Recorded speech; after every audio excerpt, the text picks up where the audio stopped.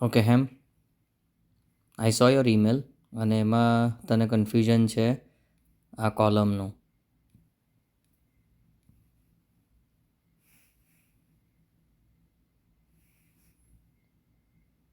Castle. Okay, let's take an example this one. તો એમાં તને કોલમનું જે કન્ફ્યુઝન છે આ ઓર્ડર યુનિટવાળી, right? Order in quantity unit. So order in quantity unit actually એ લોકો કેટલા આ પ્રોડક્ટ છે ડોગફિશ હેડ 60 મીન 6 પેક. તો એ લોકો કેસમાં કેટલા 6 પેક હોય છે એવું લખેલું છે એ લોકોએ quantity in order unit. Quantity in order unit means in that case how many packs are there. So in this case row number 11 dogfish had 60 minute 6 pack એવા 4 આવે છે એટલે કેસ ક્વોન્ટિટી થશે 6 into 4 24 અને વેરિયન્ટ બનશે 6 પેકનો. આ જે છે આ આખી કોલમ ધીસ જ્યારે અહીંયા 4 PK 12 PK 2 PK 12 pack 12 pack 6 PK 4 PK 4 PK આવું લખ્યું હોય 12 PK 4 PK, તો આ જે કોલમ છે એનો મિનિંગ એવો થાય કે એટલા પેકના એટલા પેક્સ હોય છે. દેટ મીન્સ કે just to avoid confusion, dogfish liquid truth 4 pack એટલા 4 પેક આવે છે. એટલે ટોટલ આપણી કેસ ક્વોન્ટિટી આપણી મેઇન પ્રોડક્ટમાં થશે 24 અને વેરિયન્ટ બનશે 4 પેકનો. 6 નું કશું નહીં બને, ખાલી 6 એ ખાલી આપણે કેસ ક્વોન્ટિટી કેલ્ક્યુલેટ કરવા.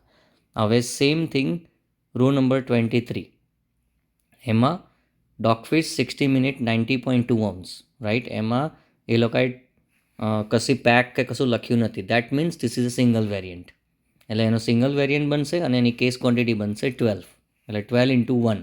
કશું ના લખ્યું હોય તો 12 into 1 કરી દેવાનું. 12 વિલ બી કેસ ક્વોન્ટિટી અને 1 will be their variant. Let's take another example. Okay, આમાં Sutter Home straw blood organic 4 PK. So આની કેસ ક્વોન્ટિટી થશે 6 into 4 એટલે 24 એમની કેસ ક્વોન્ટિટી થશે અને એનો વેરિયન્ટ બનશે 4 પેક. અને આ જે 7.49 છે that will B a price of A variant. Let's take another example this one. આ પ્રોડક્ટ છે, પ્રોડક્ટનું નેમ છે લાલુકા પ્રોસેકો, રાઈટ? હવે આમાં કશું મેન્શન નથી કર્યું કે આ 1 પેક છે, 2 પેક છે, 3 પેક છે, 4 પેક છે. સો આ સિંગલ વેરિયન્ટ છે અને આમાં પેલી જે કોલમ છે આ એમાં 12 લખી છે, તો that means it's a case quantity 12. હવે ઉપરવાળો જે છે 4 છે અને અહીંયા કશું લખી નથી, તો સિંગલ વેરિયન્ટ બનશે અને 4 પેક છે. અરે સોરી, 4 પેક નહીં, sorry, case quantity 4. Same thing આમાં લાગારિયા પિનોટ ગ્રીજીઓ 750 ml એટલે સિંગલ વેરિયન્ટ બનશે, પ્રાઇસ 12.99 અને એની કેસ ક્વોન્ટિટી 12. એટલે આ એકચ્યુઅલી એ લોકોએ પ્રોપર પેટર્ન જ છે આમાં 14 year 15 year, રાઈટ? તો આ સિંગલ વેરિયન્ટ છે, આમાં કોઈ પેક લખ્યું નથી. PK ઓર PACK બેમાંથી એક કશું બી લખ્યું હોય that means it's a pack અને એ પેકને આની જોડે મલ્ટીપ્લાય કરી દેવાનો. That will be our case quantity. અને જ્યારે PACK ઓર PK કશું લખ્યું ના હોય તો આને એઝ એ કેસ કન્સિડર કરવાની અને સિંગલ વેરિયન્ટ કન્સિડર કરવાની. આ એકચ્યુઅલી વેરી બેઝિક આપણે પાછળ કરેલું જ છે. I am not sure why you are saying that કે ક્વોન્ટિટી ઓન હેન્ડ મને નથી ખબર પડી રહી કે વોટ ઇઝ દેટ કોલમ 4. તમે આવું થોડુંક એનાલિસિસ તું કરે તો ઇઝીલી તને ખબર પડી જાય. તો before you come on a conclusion કે આ column we don't know, I am not sure કે આ કોલમ શું છે, before that do some analysis, try to understand the data કે વોટ શું કહેવા માગે છે. આમાંથી 50 એક્ઝામ્પલ લઈને or even not 50 is too much but at least 10 example જે કોમન પ્રોડક્ટ છે, Coors light or Bud light or Budweiser, એ પ્રોડક્ટ લઈને તું આપણા જેઝ વાઇન એન્ડ સ્પિરિટ્સમાં જોઈશ તોય તને ખબર પડી જાય પેટર્ન કે આમાં બર્ડ લાઇટ 4PK લખ્યું હોય અને quantity order quantity in unit જે કોલમ છે આ કોલમ એમાં પહેલામાં 4 પેક લખ્યું હોય ને આમાં 6 લખ્યું હોય. That means it's a 24 pack.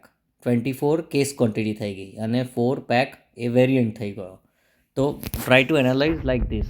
એટલે જ સેમ થિંગ આઈ વોઝ મેન્શનિંગ કે try to think from liquor store perspective, from હવે now you have done so much work in inventory. તો આ વસ્તુ તને ખબર પડી જવી જોઈએ and this is just a suggestion. So please make sure કે યુ એનાલાઇઝ ધીસ અને લેટ મી નો કે આમાં કોઈ કન્ફ્યુઝન હોય તો. Okay, but this is straight forward. This is actually very very very good data. Till today we haven't received the data, very mature data like this ever.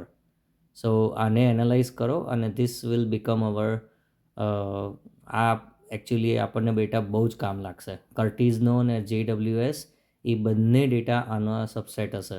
This is a very big data set અને આમાંથી જ variant બનશે, આમાંથી જ pack બનશે અને આમાંથી જ કેસ ક્વોન્ટિટી ખબર પડી જાય છે. ઓકે, કોઈ બી ક્વેશ્ચન હોય તો let me know. Thanks, by.